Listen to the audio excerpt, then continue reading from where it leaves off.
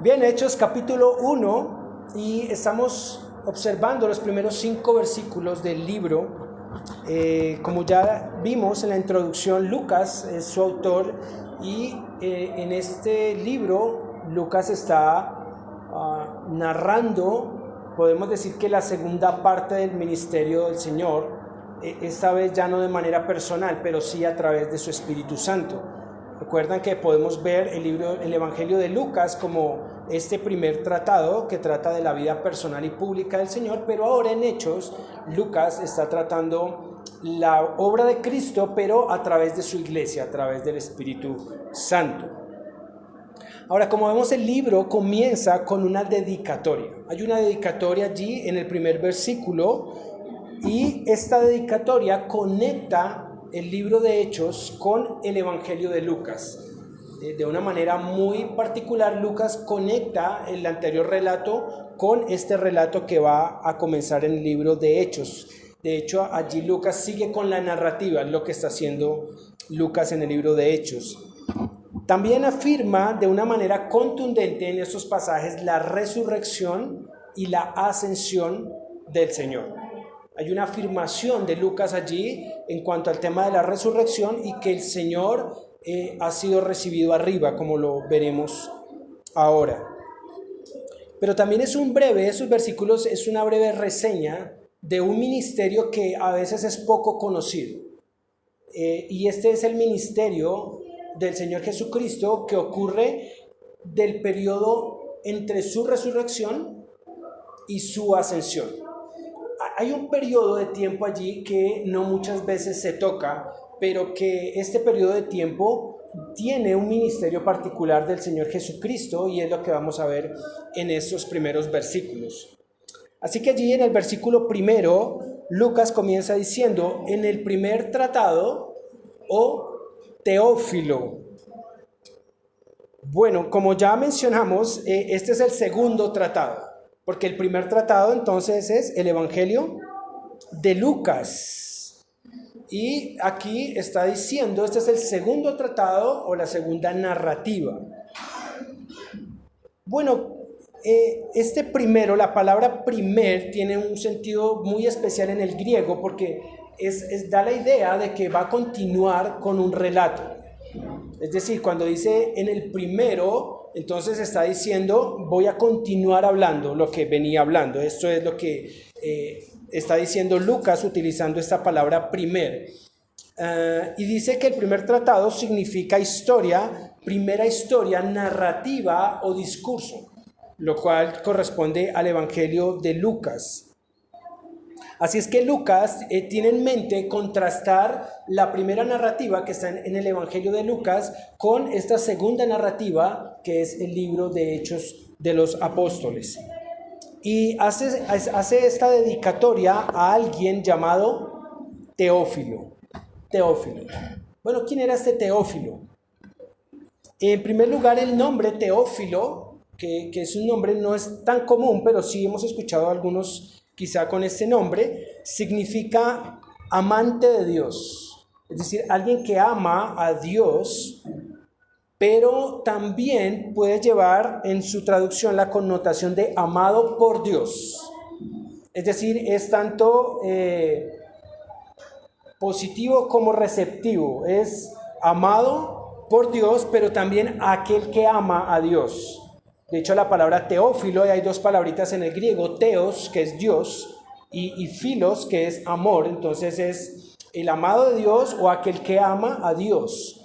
Entonces también ya tenemos otro nombre, si alguien está pensando en tener otro hijo y ponerle un nombre, entonces, bueno, Teófilo es una buena opción. Aquel que ama a Dios o aquel que es amado por Dios. Eso es lo que implica el nombre Teófilo. Ahora, Lucas se refirió a él, a este Teófilo, en su evangelio. Acompáñame por un momento al evangelio de Lucas, capítulo 1, solo para hacer un poco de contexto. Para tratar de entender un poco mejor la dedicatoria de Lucas en el libro de Hechos y ver cómo se refiere a él Lucas en este primer tratado que es el evangelio. Lucas capítulo 1 y versículos 1 al 4.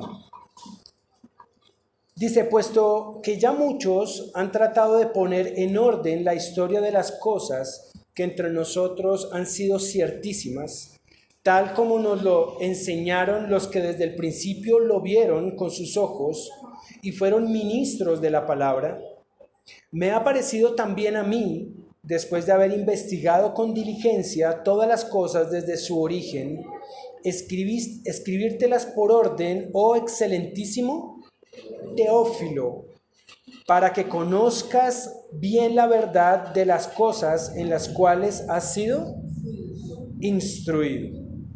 Así que en la dedicatoria de Lucas, o en la introducción de Lucas, tenemos una ampliación acerca de este extraño personaje o particular personaje llamado Teófilo.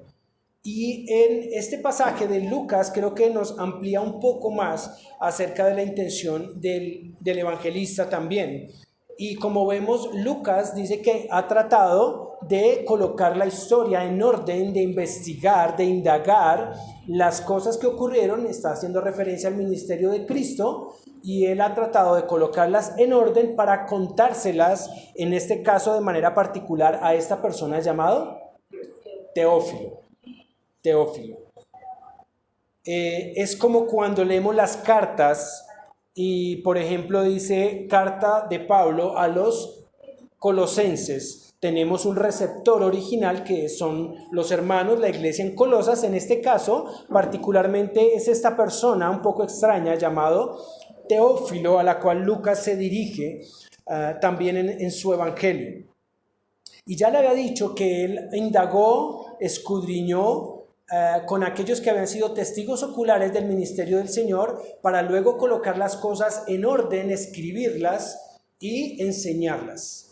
Entonces tenemos que Lucas es un autor que también es un historiador, una persona que investigó, indagó acerca de las cosas para luego colocarlas en esta narrativa. Entonces tenemos que Hechos también es el resultado de esta investigación. Lucas era un asiduo investigador de las cosas que ocurrieron y las depositó en el Evangelio y luego también en el libro de Hechos. Y es algo bien especial. Y dice en el versículo 3, me ha parecido también a mí, dice después de haber investigado, escribírtelas por orden. Tenemos allí también un desarrollo cronológico de la historia de Lucas y también de Hechos, y le llama a este personaje excelentísimo Teófilo. Bueno, no se conoce la identidad histórica de este Teófilo, o sea, la Biblia no nos da más información acerca de este personaje, por lo cual existen varias teorías al respecto de este personaje.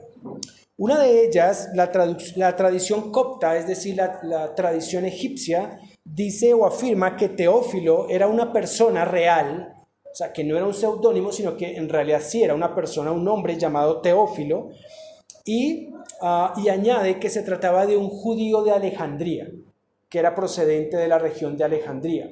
Eso es solo un dato histórico, no está registrado en la Biblia. Otros estudiosos sostienen que Teófilo era un oficial romano, ya que Lucas, como lo acabamos de leer, se refirió a él como excelentísimo Teófilo. Eso nos puede dar una pista de quién era este hombre llamado Teófilo. De hecho, en el mismo libro de Hechos, acompáñeme por un momento, capítulo número 23,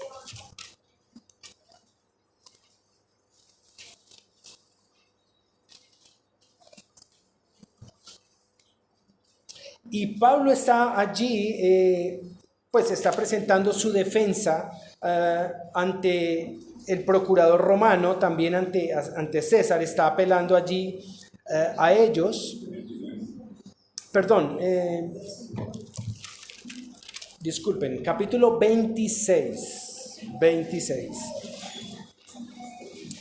versículos 24 y 25, Pablo está allí delante del rey Agripa y está hablando de su testimonio y dice, versículo 24, diciendo él estas cosas en su defensa, Festo a gran voz dijo, estás loco, Pablo, las muchas letras te vuelven loco.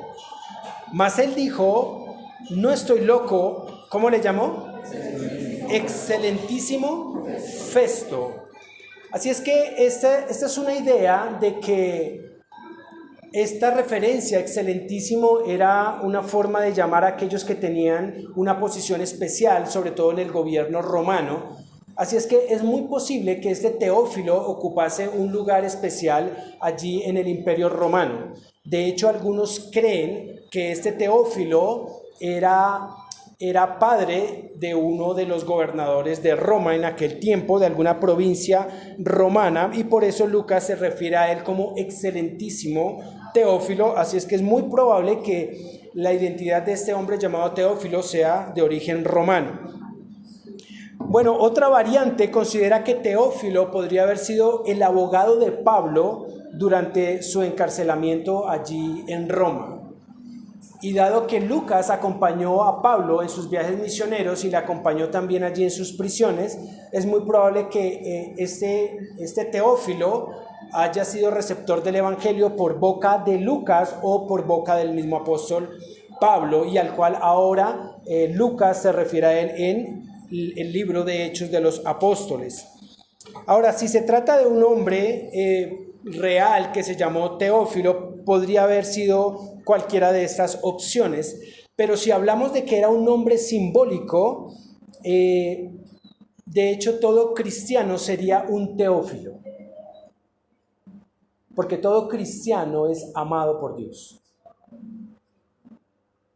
Entonces, si el nombre traduce amado por Dios, y si el nombre no era de una persona real, sino una dedicatoria a todo aquel que es amado por Dios, bueno, es también para nosotros, y cada uno de nosotros también, de esa forma simbólica, sería un Teófilo, amado por Dios. Y es lo que podemos ver de este nombre también.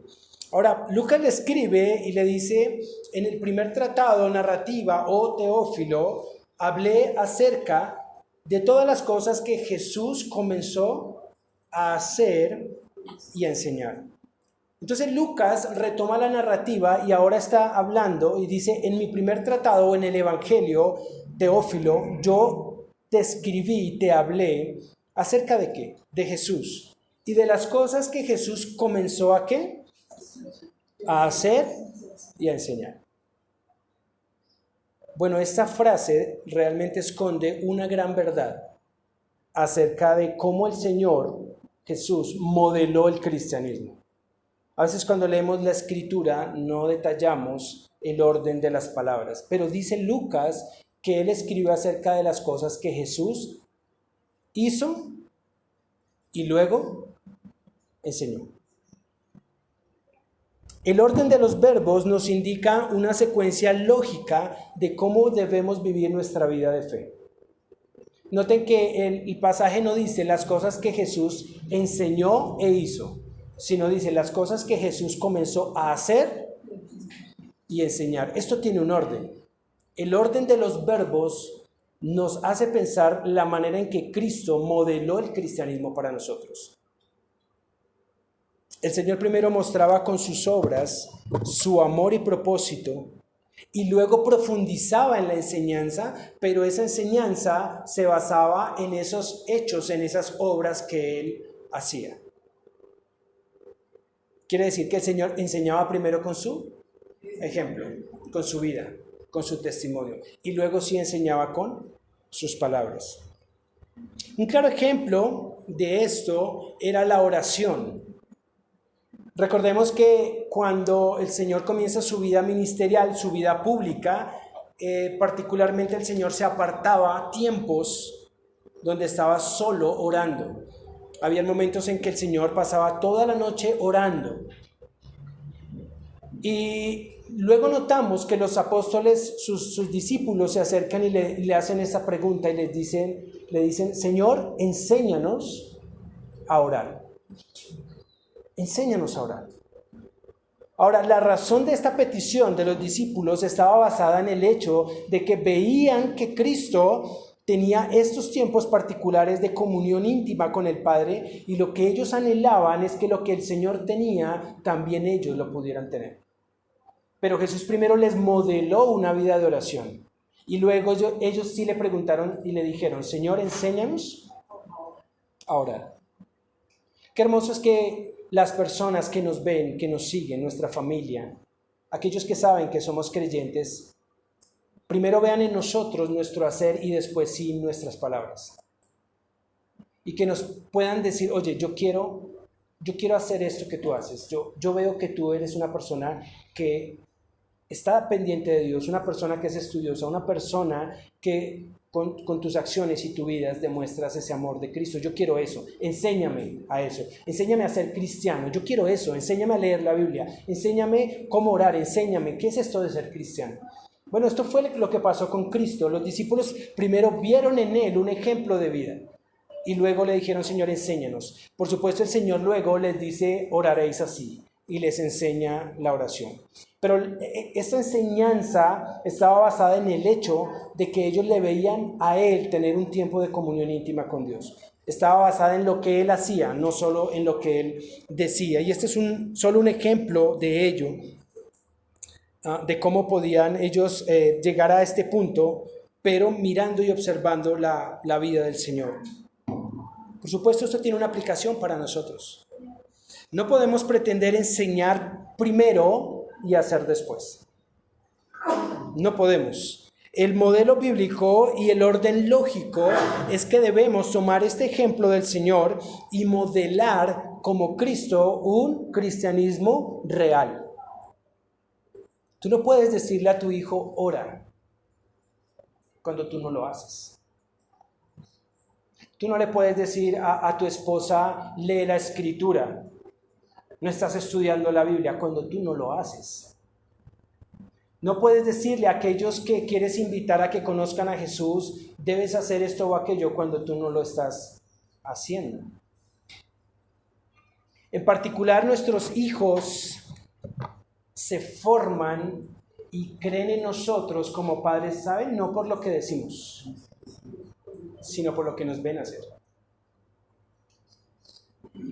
Con otras personas quizás es diferente. Tú puedes enseñar, la persona no te conoce y la persona puede decir, oye, sí, es cierto. Pero tus hijos no. Los que están cerca de ti no. ¿Por qué? Porque te conocen. Porque saben cómo eres. Porque saben si tú oras o no oras. Saben si tú lees o no lees. Saben si tú evangelizas o no evangelizas. Oye, tienes que predicar el evangelio. Tú no lo haces.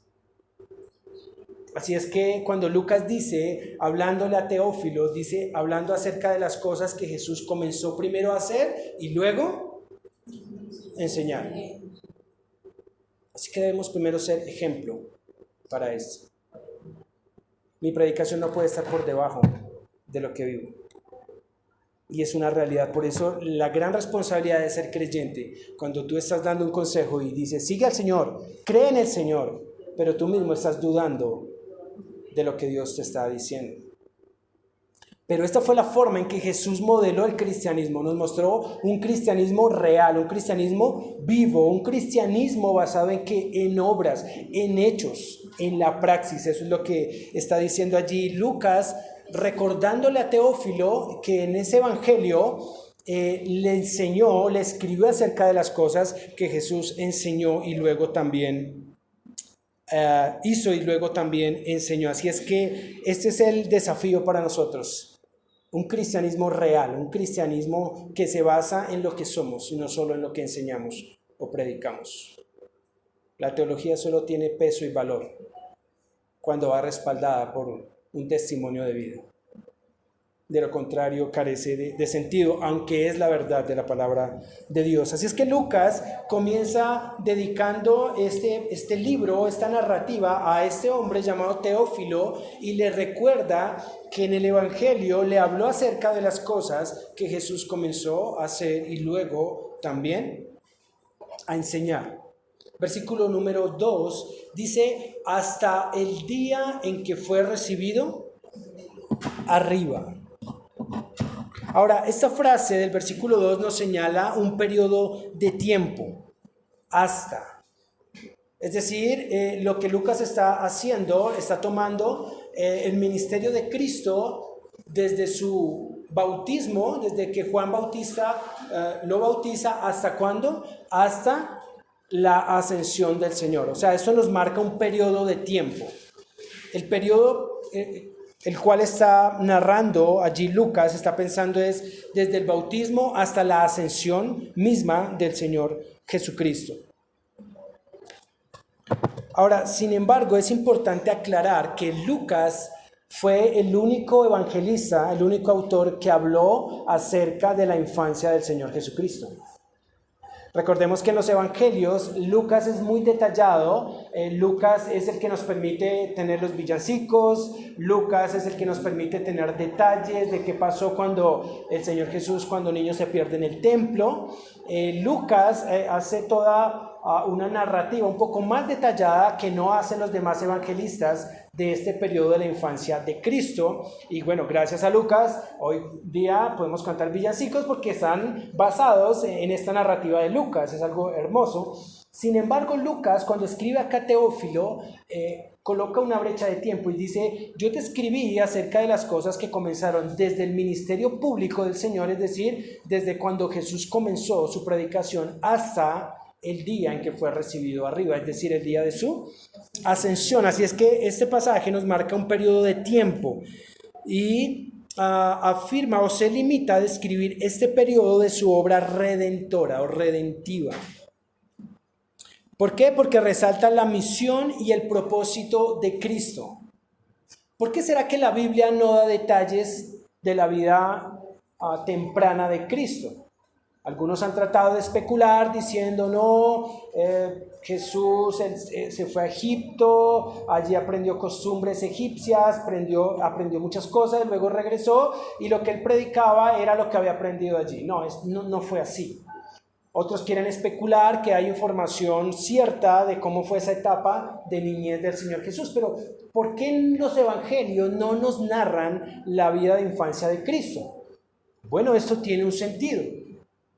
Y es que el propósito de la narrativa de los evangelios y de hecho de cualquier libro de la Biblia está basado en el hecho de la obra redentora de Cristo. El énfasis es que Cristo vino a este mundo, Dios se hizo carne y por medio de su obra en la cruz, Él nos ha salvado.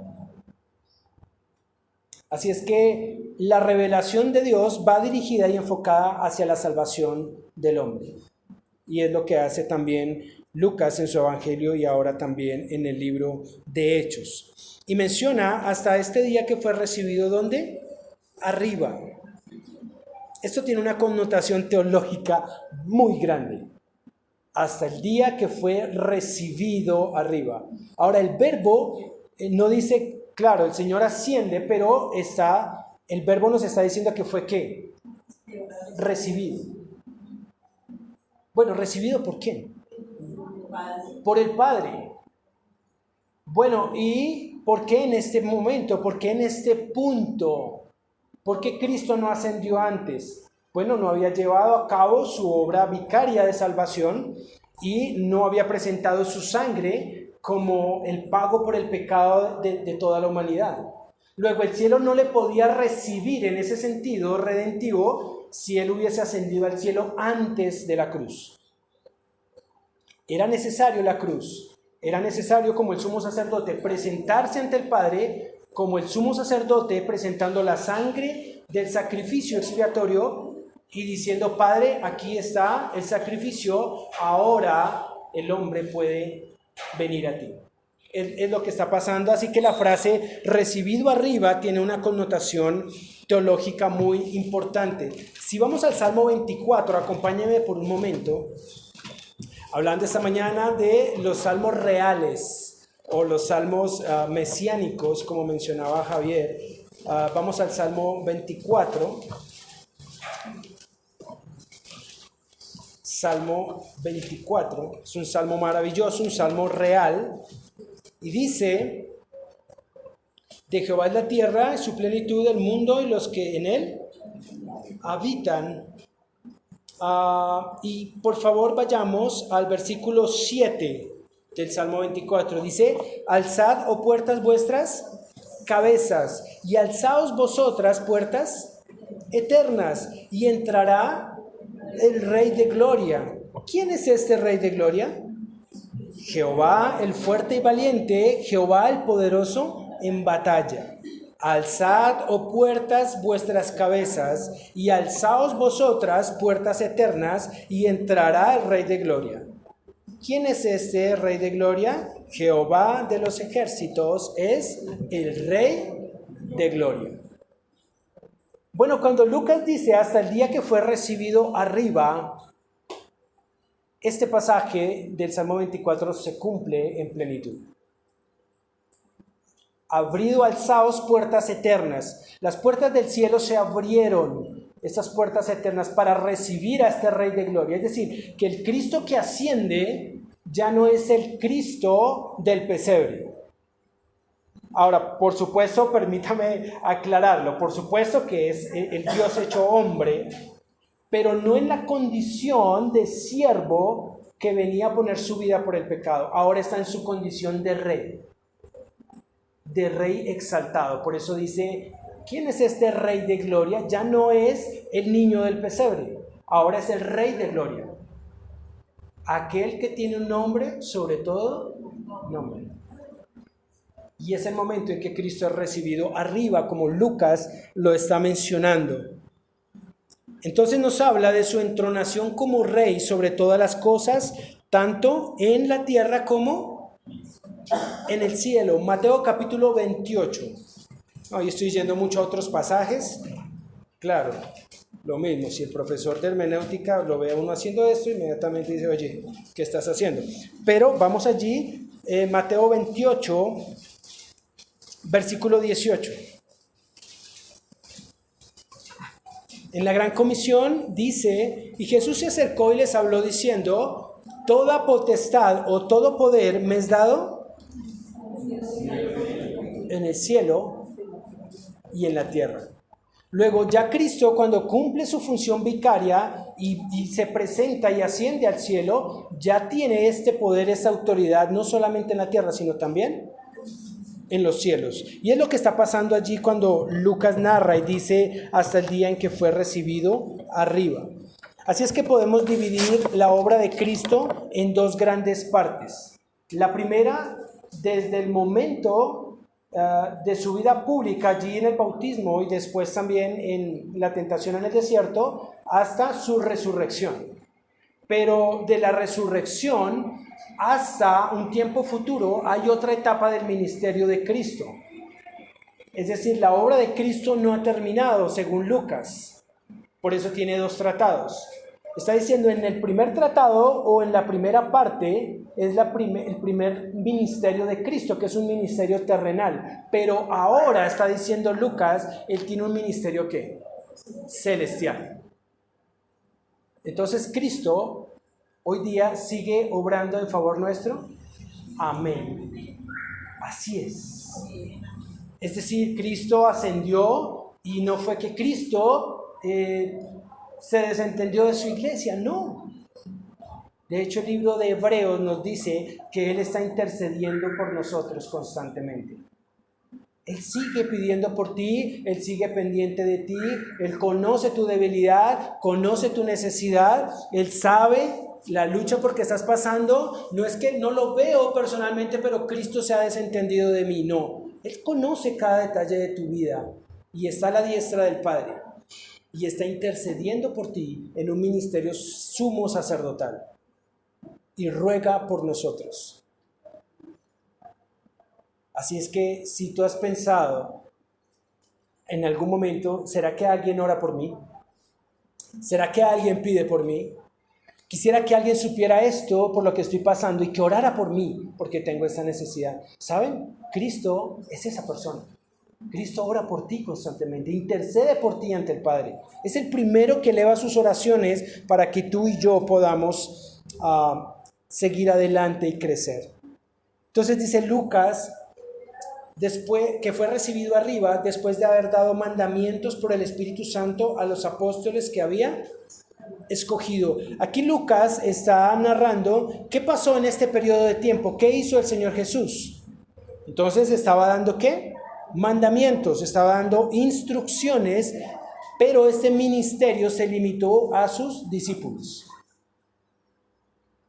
Durante este periodo de tiempo, entre su resurrección y su ascensión, Cristo dio más instrucciones a sus apóstoles, a sus discípulos. No fue un ministerio público, fue un ministerio privado para sus discípulos. ¿Por qué? Bueno, porque ahora sobre ellos recaía la responsabilidad de ir y llevar el evangelio, de ir y extender el mensaje de salvación por el mundo.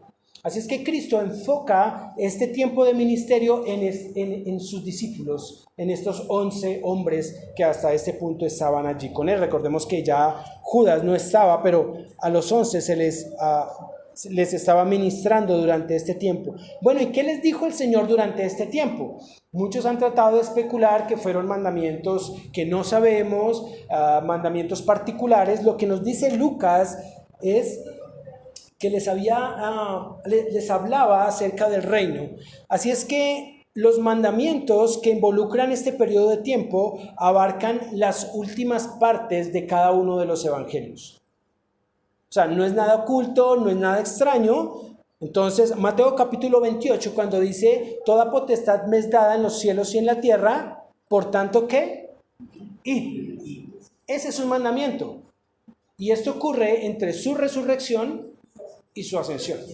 Así es que cuando leemos la Gran Comisión, esto es lo que está pasando. Cristo les está dando mandamientos, les está diciendo qué tienen que hacer. Y les dice, por tanto, id y haced discípulos. Ahí tenemos ya un mandamiento, hacer discípulos. De hecho, hay 2 mandamientos, el ir y el hacer discípulos. Un tercer mandamiento, enseñándoles. O sea, hay un mandamiento de enseñanza para los discípulos.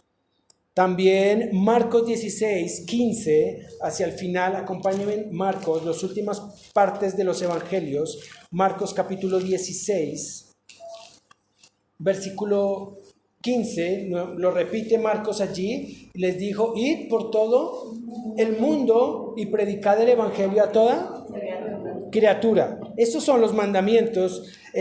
Juan capítulo 21, vamos allí, el último capítulo de Juan, también allí está narrado o está consignado lo que el Señor está mandando durante este tiempo.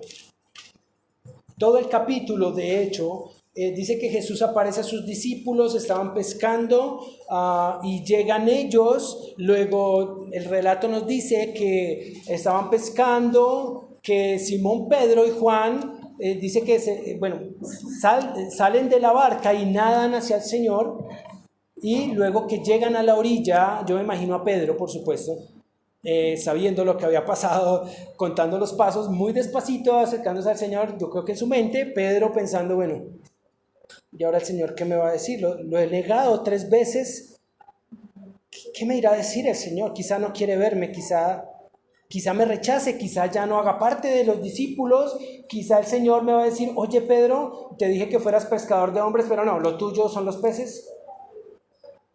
Realmente este tema de seguirme no es para ti, Pedro, me negaste 3 veces. No sé si Pedro estaría pensando que el Señor le pudiese decir algo como, oye Pedro, ¿y qué? ¿A quién has negado hoy? No, este no era Jesús. Y Jesús va a Pedro y lo único que le dice el Señor es, Pedro, ¿me amas? Y le da mandamiento. ¿Cuál es el mandamiento? Apacienta mis corderos. Pedro, ¿me amas? Apacienta mis ovejas. Pedro, ¿me amas? Pastorea mis ovejas. Estos son mandamientos. Esto fue lo que hizo el Señor durante este tiempo. Se enfocó en sus discípulos. Aquí en el corazón de Pedro. Le dice, Pedro, yo te amo. Yo te amo. Y sí, has fallado, pero mi propósito contigo sigue intacto.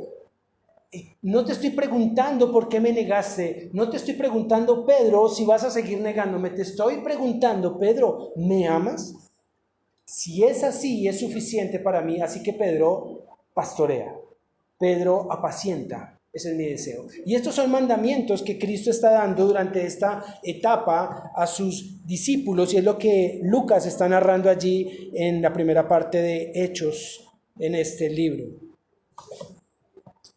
Ahora les correspondía, por supuesto, a sus discípulos la tarea de comunicar la obra de salvación. Entonces Cristo toma este tiempo, este periodo, para darles más instrucciones. Versículo 3, quienes también, después de haber padecido, se presentó vivo con muchas pruebas indubitables o indudables o irrefutables, apareciéndoseles durante 40 días y hablándoles acerca del reino de Dios. Notemos que aquí también señala un periodo de tiempo, el periodo de las instrucciones. Dice, después de haber padecido, esto es después de su muerte y su resurrección, dice, y se presentó vivo. Ahora, Lucas pone de manifiesto que la resurrección del Señor es el mensaje central del Evangelio. Lucas está diciendo que lo primordial del Evangelio para toda criatura es saber que Cristo resucitó. La resurrección es el hecho central del Evangelio. La resurrección es el hecho por el cual tú y yo hoy tenemos esperanza. ¿Por qué? Porque muchos han muerto y muchos que han dicho que son dioses. Y es lo que hace al cristianismo diferente de las religiones del mundo. Porque muchos líderes han tenido millones de seguidores. Pensemos en Buda, ¿cierto?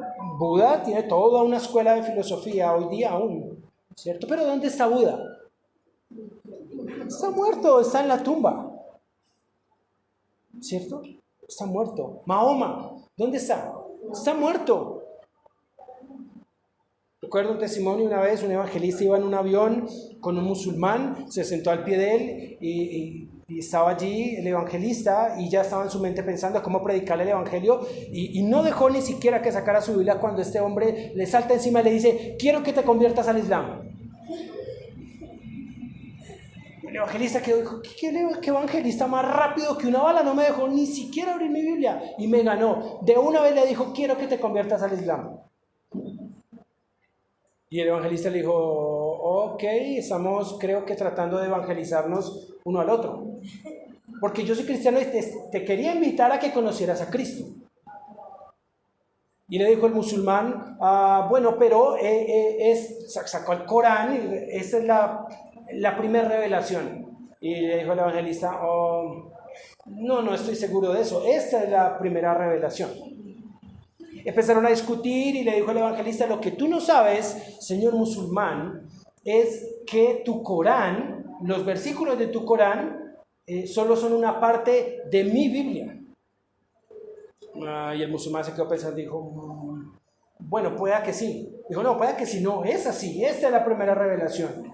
Y le siguió diciendo, conviértete al Islam. Le dijo, ¿sabes por qué no me convierto al Islam? ¿Por qué? Porque si yo voy contigo a Meca, a la tumba de tu Mahoma, está rodeada de guardias y nadie me va a permitir entrar. ¿Por qué? Porque los huesos de tu Mahoma están allí. Pero si tú vienes a Jerusalén, más exactamente a la tumba de mi Jesús, la puerta está abierta y tú puedes entrar y mirar que está vacía, porque mi Cristo resucitó. Y esa es la diferencia entre las religiones del mundo y tu fe. ¿Por qué? Porque aquel que te salvó está vivo. Vive, ha resucitado. Y Lucas dice y pone de manifiesto la resurrección del Señor, diciendo allí a Teófilo, bueno, obviamente a sus receptores, dice a quienes también después de haber padecido se presentó vivo con muchas pruebas indudables o indubitables, pruebas de que el Señor Jesús ha resucitado. Está hablando de las repetidas manifestaciones de que Cristo mismo en su cuerpo resucitado apareció a sus discípulos. Y ellos fueron los primeros que tuvieron que ser vencidos por la evidencia irresistible de sus propios sentidos de que Cristo ha resucitado. Por supuesto, eso para los discípulos no era nada fácil.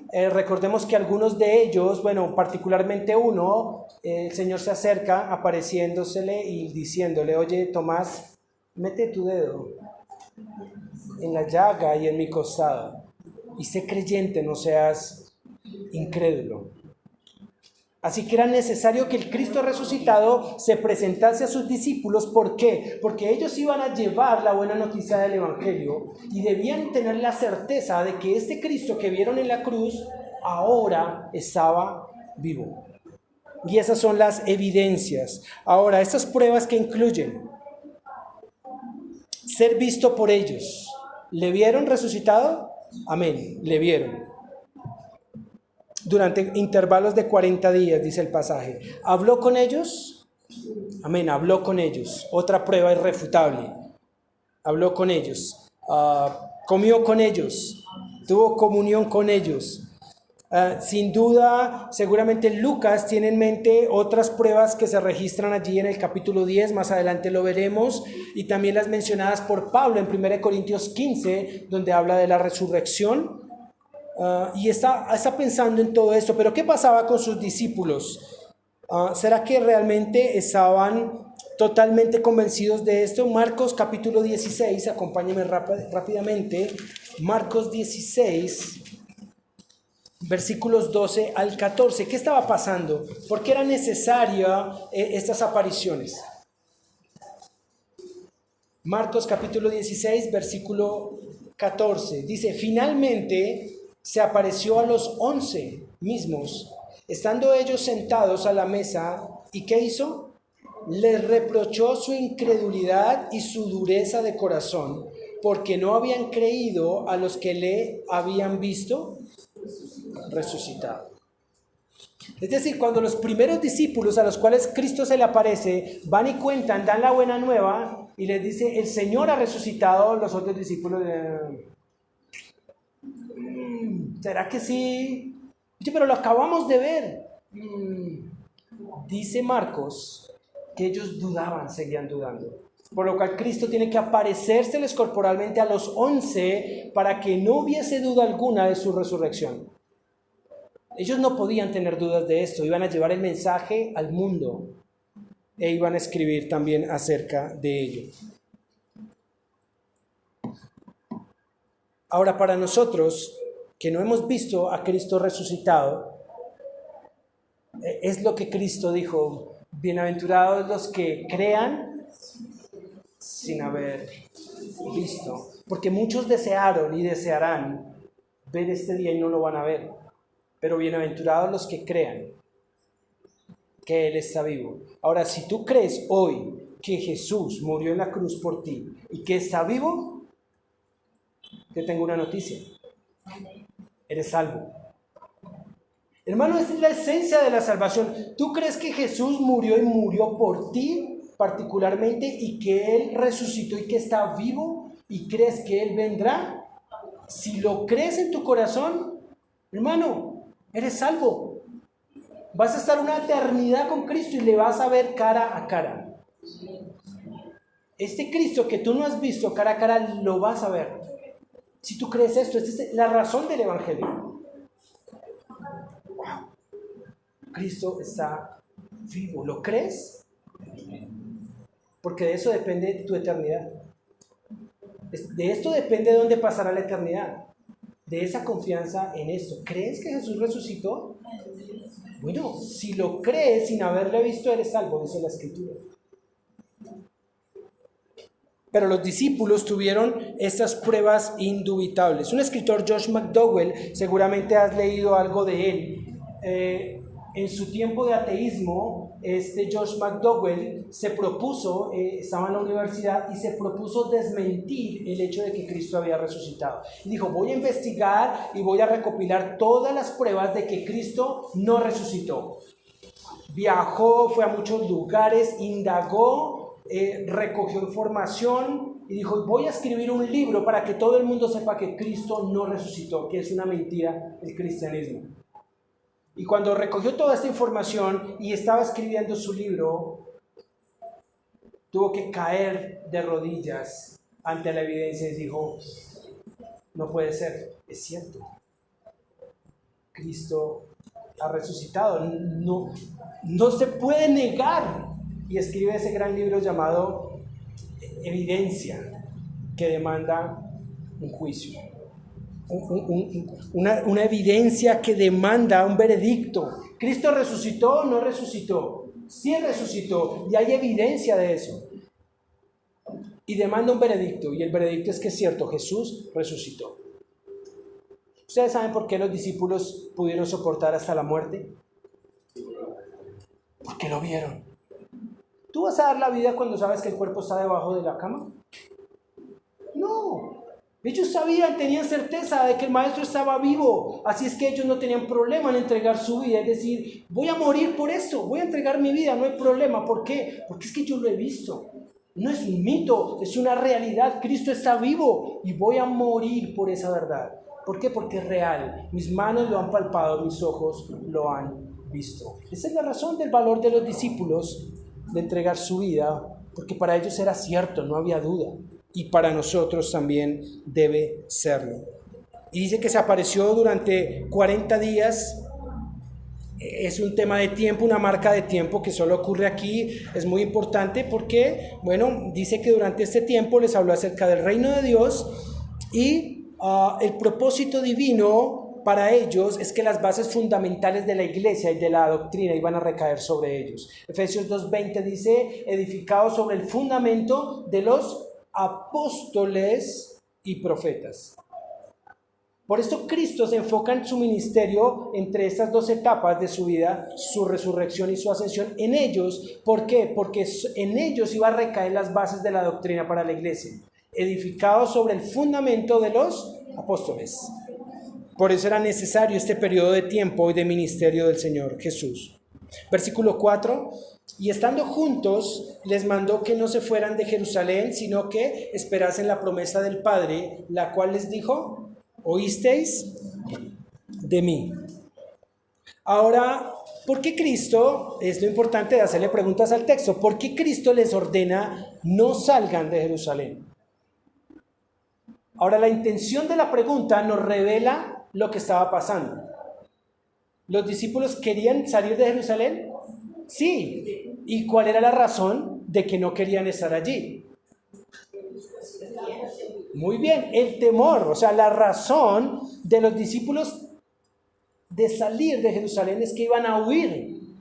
Mataron al maestro. Y claro, ha resucitado, pero ahora nos van a matar a nosotros. Entonces, ¿qué tenemos que hacer? Huir. ¿Qué querían hacer entonces? Irse lejos, querían cuidar sus vidas. Por esto Cristo debe decirles, no salgan, no se vayan. Les mandó que no se fueran de Jerusalén. El miedo de ser torturados y muertos, igual que a su maestro, era la razón de este deseo de partir. Y sin duda era una dura prueba para ellos y para sus familias. Porque seguramente estaban pensando en sus vidas y en la de sus familias también allí. Y quizá de huir lejos dependía si seguían vivos o no. Esta era la razón de su deseo de partir. Pero esta espera era necesaria por varias razones. Primero, por supuesto, era el cumplimiento de las profecías bíblicas. Esto estaba escrito. Isaías capítulo 2, no vaya allí, solamente quiero mencionar el texto. Isaías capítulo 2, versículo 3 dice, de Sión o de Israel saldrá la ley y de Jerusalén la palabra de Jehová. Es decir, la profecía decía que el evangelio debía salir de Jerusalén. Luego, si los apóstoles huían, no se cumpliría la profecía. Entonces, para cumplirse la profecía, era necesario que los apóstoles permaneciesen un tiempo más allí en Jerusalén. Dicen que esperasen la promesa del Padre. Bueno, ¿cuál promesa? La promesa que habla Juan capítulo 14 y capítulo 15, cuando Cristo les dijo que enviaría otro consolador. Dice, el Espíritu de verdad vendrá, les convencerá, les guiará, les hará recordar todas las cosas, y ya Cristo les había hablado de esta promesa. Y sin duda aquí se refiere a esa conversación unos días antes, unas semanas quizá antes, cuando allí estaba cenando con ellos y les recordó la promesa del Espíritu Santo. Pero ¿qué les estaba pidiendo ahora? Que esperaran, que esperaran. Ahora, no era fácil para los discípulos, pero era una orden, es un imperativo. Esperen, no salgan. Ahora, que Dios nos ordene esperar significa varias cosas. Por supuesto, para ellos significaba que la espera valdría la pena. Nunca Cristo iba a decir algo porque sí, tenía una razón. Y ellos debían confiar en su maestro. La espera valía la pena. Significa que tendrían con seguridad la promesa que vendría. Y les recordó la promesa, y nosotros también tenemos esta promesa. Significa que ellos debían recibirlo, es decir, no podían hacer la obra sin recibir el poder de Dios, porque no se trata de una obra humana. También significa que serían probados al tener que esperar al menos por un tiempo. Por eso Cristo les dice, no se vayan, quédense en Jerusalén, esperen la promesa del Padre. Versículo 5, porque Juan ciertamente bautizó con agua, mas vosotros seréis bautizados con el Espíritu Santo dentro de no muchos días. El Señor Jesús aquí contrasta la promesa del Espíritu Santo con el bautismo de Juan. Y Pedro se refiere a este hecho más adelante en el capítulo 11. Ahora, la acción del bautismo para ellos era algo muy conocido, de sumergirse. Recordemos que la palabra bautismo significa inmersión, sumergirse. Y era algo conocido para los discípulos, no solamente por el bautismo de Juan, sino que ya antes para ellos esta práctica de los bautismos era conocido. Y el Señor contrasta el bautismo de Juan con lo que iba a pasar, el bautismo del Espíritu Santo.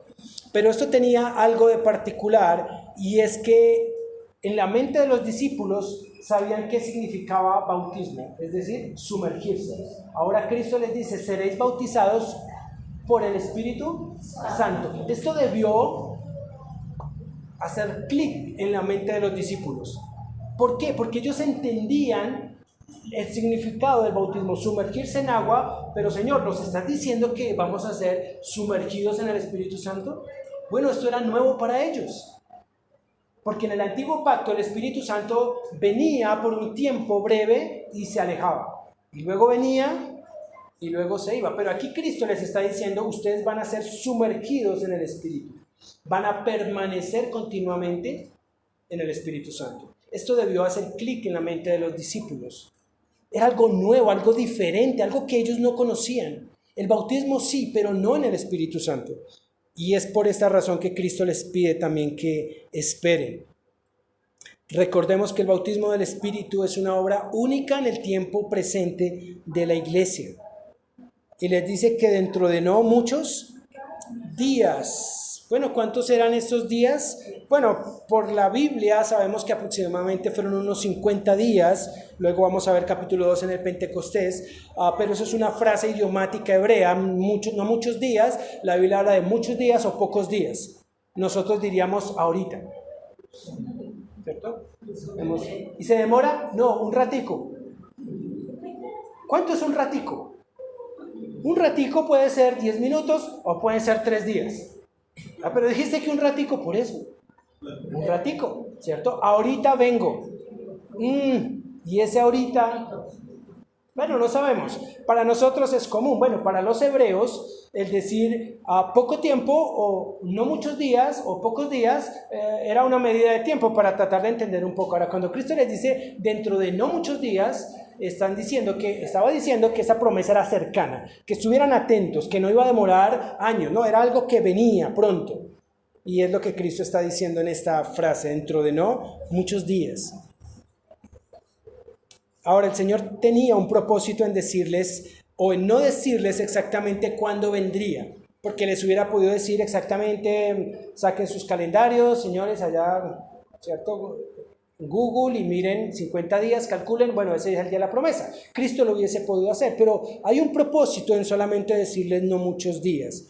Y es que este periodo de tiempo era un tiempo de prueba también para los discípulos, de obediencia. Esperen la promesa. Vendrá, pero esperen. No deben irse, tienen que esperar. Así que sería un tiempo de prueba para los discípulos, para saber si seguirían confiando en Él y esperarían pacientemente la venida del Espíritu Santo. Así es que el libro de Hechos comienza con una dedicatoria que nos introduce al relato de las obras de Cristo por medio del Espíritu Santo. Estos primeros versos también señalan un tiempo de ministerio de Cristo desde su resurrección hasta su ascensión. Y los discípulos reciben una instrucción ¿de qué? De esperar y una promesa. Les recuerda una promesa que les traería esperanza de gloria. Y esto sería fundamental para la misión apostólica que tendrían durante los siguientes años. Ahora, mis queridos, como ejemplo, debemos tomar el ejemplo de Cristo primero. Debemos primero ¿qué? Hacer y luego enseñar. Procuremos vivir una vida que enseñe con lo que somos, más que con lo que decimos. Y es un gran desafío. No es fácil vivir a la altura de lo que tú predicas. Porque podemos enseñar, amén. Podemos predicar. Pero cuán difícil es estar al nivel de esa enseñanza y esa predicación. Cuán difícil es el desafío de pedirle a nuestra familia, a nuestros hijos, que sigan el ejemplo de Cristo si yo no lo estoy haciendo. Así que tenemos un desafío muy alto. Ser cristiano demanda una vida superior. Ser cristiano implica sacrificarlo todo para poder vivir de esta manera. Es el desafío, no es fácil. No es fácil. Pero es el reto, es el desafío. Ahora, las promesas del Señor son seguras y son un ancla para nuestra alma. Si Dios lo ha prometido, entonces podemos confiar que esas promesas son seguras y que vendrán. ¿Cuándo? Bueno, no sabemos. Algunas promesas que Dios nos da no sabemos cuándo se cumplan, otras sí, pero algunas no. Por eso, al igual que los discípulos, cuando el Señor nos pide esperar, tiene un propósito. Muchas veces Dios nos pide, espera. Todavía no. Todavía no. Cuando estás a punto de hacer un negocio y Dios te dice, espera. Cuando estás a punto de emprender un viaje y Dios te dice, espera. Cuando te quieres casar y Dios te dice, espera. Hay un propósito en la espera de Dios. Por supuesto, nuestro corazón anhela llevar a cabo nuestros propios deseos y queremos, como todo en esta vida, que pase rápido y que pase ya. Queremos resultados ya. Vivimos en la época de lo inmediato, comida rápida, todo es rápido hoy día, ¿no? Comida rápida, atención rápida, todos queremos que todo sea rápido. Y en contraste, Dios, ¿qué nos dice? Espera, sé paciente. Porque cuando Dios nos pide esperar, es porque hay algo mejor para nosotros. Y muchas veces cuando no lo hacemos, estamos desechando lo que Dios tiene para nosotros y nos quedamos con lo que hay en nuestro corazón. Creo que la aplicación para nosotros también es aprendamos a esperar, porque significa que la espera vale la pena. Significa que lo que Dios ha prometido vendrá. Significa que vamos a recibirlo, que es cierto.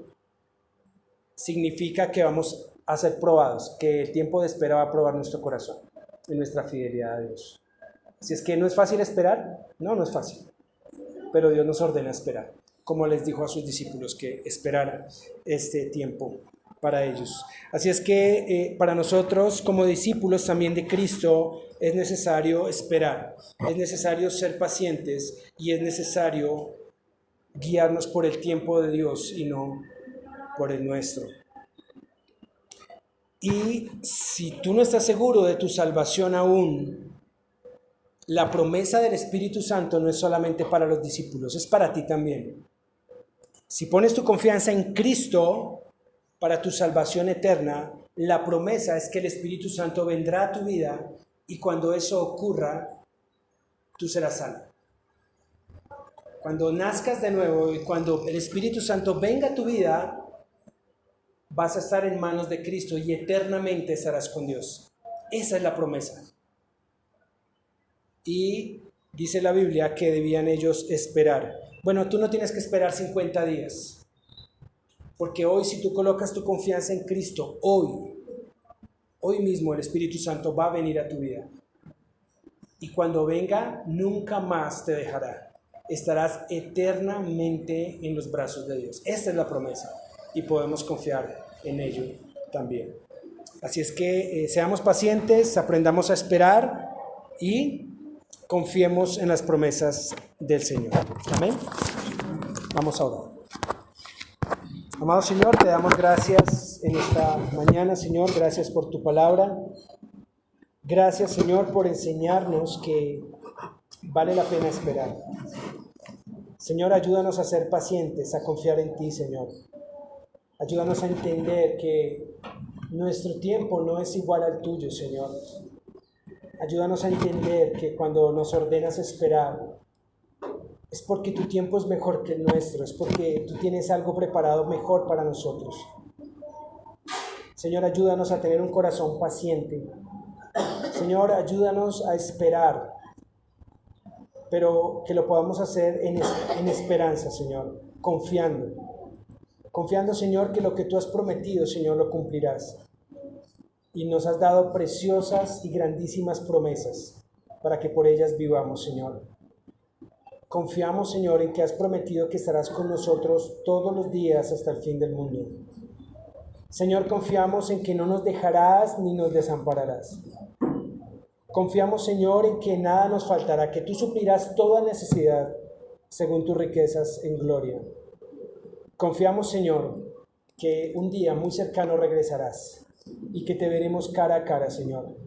Y así como los discípulos tuvieron que esperar, Señor, ayúdanos en esta espera, Señor, en la espera del cumplimiento de tus promesas, Señor, pero con la certeza, con la confianza, Señor, de que tú lo cumplirás y que podemos estar seguros de que tus promesas son en el sí y en el amén.